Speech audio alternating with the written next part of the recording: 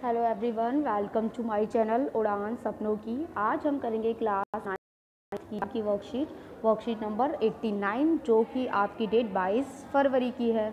उत्तक के बारे में हम पढ़ेंगे। बेटा, उत्तक की पुनरावृत्ति चल रही है। उत्तक क्या है?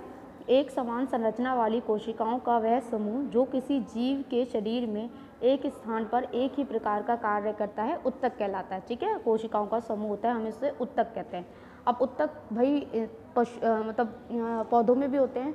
ठीक है, तो पौधों में जो होते हैं पादप उत्तक कहते हैं। वो दो तरह के होते हैं, विभाज्य उत्तक और दूसरा होता है आपका स्थायी उत्तक। जो विभाज्य उत्तक है वो है आपका शीर्ष, अंतर्विष्ट और पार्श्व। और जो स्थायी है वो भी दो तरह का है, सरल स्थायी उत्तक और जटिल स्थायी उत्तक।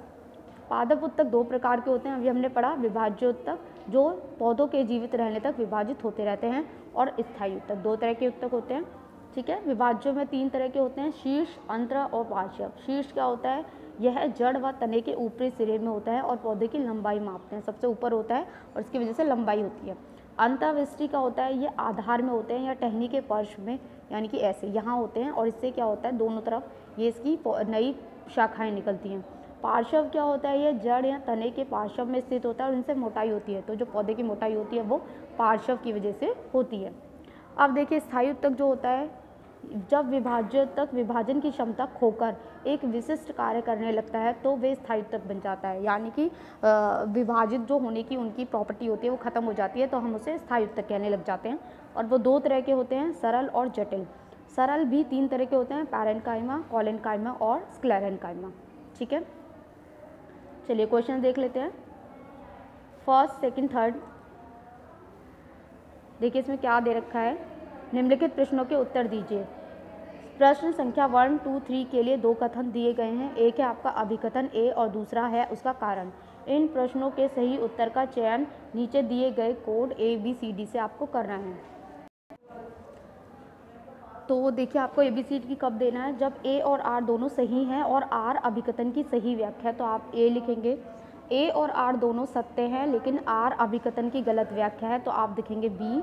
और A सत्य है और R गलत है तो आप लिखेंगे C। और A गलत है, C सही है तो आप लिखेंगे D।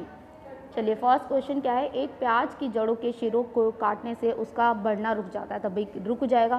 क्यों रुकेगा? क्योंकि जो उसमें एक जो टिश्यू होता है शीर्ष विभाजक जड़ों की लंबाई में बढ़ाता है। तो ये रीज़न भी सही दिया है, दोनों चीज़ें सही हैं तो आप A लिखेंगे, इसका आंसर आप ये लिखेंगे। ठीक है, फिर क्या है? जलीय पौधे में कोलेनकाइमा में कोशिकाओं के मध्य बड़ी वायु गुहिकाएँ होती हैं। तो बेटा ये आपका गलत दिया हुआ है। कोशिकाओं के मध्य बड़ी वाहिकाएँ पौधे की तैरने के लिए उत्प्लावन प्रदान करती हैं, सही दिया है। तो इसमें पहला गलत है, दूसरा सही है, तो आप इसमें आंसर लिखेंगे D। तो आपका D आंसर आएगा। फिर आपका स्क्लेरेन्काइमा उत्तक बहुत मजबूत कठोर होते हैं, बिल्कुल सही। स्क्लेरेन्काइमा उत्तक की कोशिकाएं सीमेंट जैसे पौधे पदार्थ लिग्निन से बनी होती हैं, ये भी सही। दोनों चीज़ें सही हैं तो इसमें आपका आंसर क्या आ जाएगा? A। तो आप ये लिखेंगे A।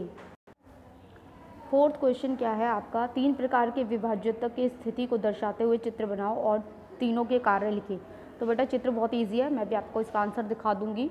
फिफ्थ कर लेते हैं पहले। उन सरल स्थायी उत्तक के नाम लिखिए जिनमें अंतरकोशिका का स्थान होता है, बहुत कम होता है और स्थान नहीं होता।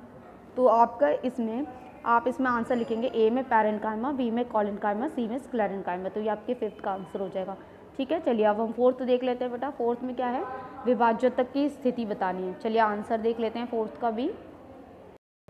ये देखिए बेटा, ये फोर्थ का आंसर है आपका। ठीक है, ये शीर्षस्थ विभाज्योत्तक है, ये अंतर्विष्ट है यहाँ से, और ये पार्श्व है। तो यहाँ होती है आपकी वर्कशीट कंप्लीट। आई होप आपको अच्छे से समझ में आई हो। तो प्लीज़ चैनल को लाइक करें, सब्सक्राइब करें, कमेंट करें और अपने फ्रेंड्स के साथ शेयर ज़रूर करें। Thank you.